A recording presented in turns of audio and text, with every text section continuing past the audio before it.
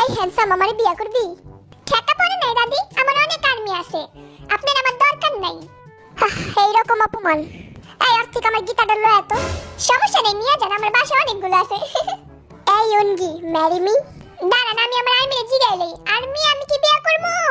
না, দেখছেন বিয়া করতে না কয়। তুই তো আর্মিরে নিয়ে থাক বন্ড বিলাই। এই ঠিক না, আমাকে বিয়ে করবা?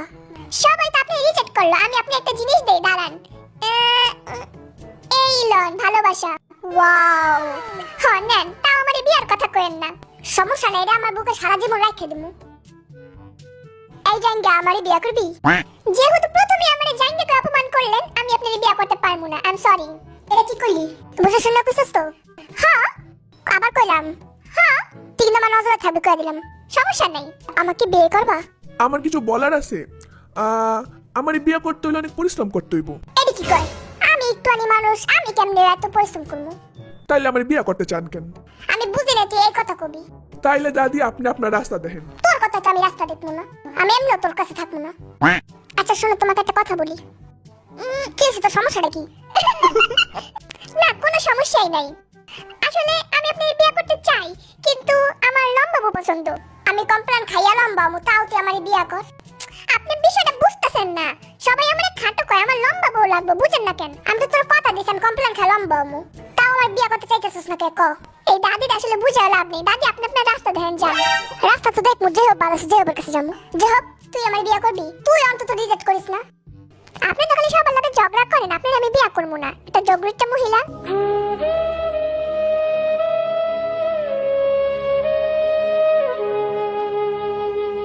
আপনার মতো জগরিটা মহিলার আমি বিয়ে করবো না।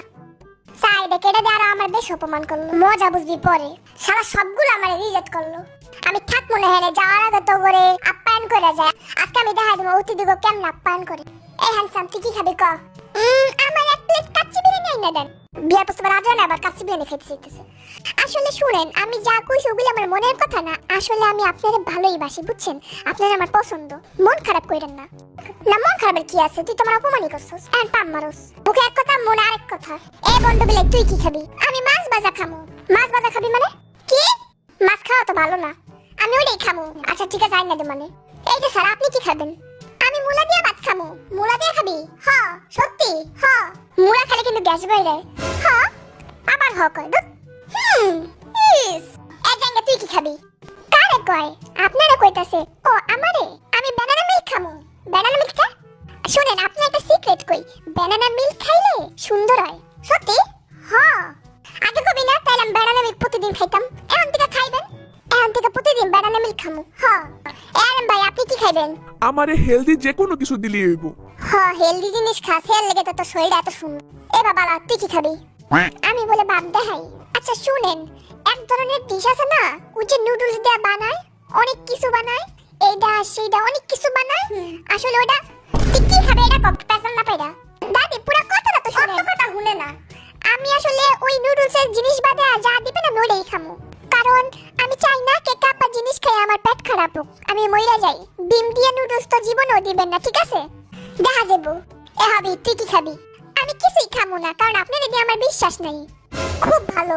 এই 7 টা লেগে কাপা নুডলসের চাটনি নিয়ে আয়।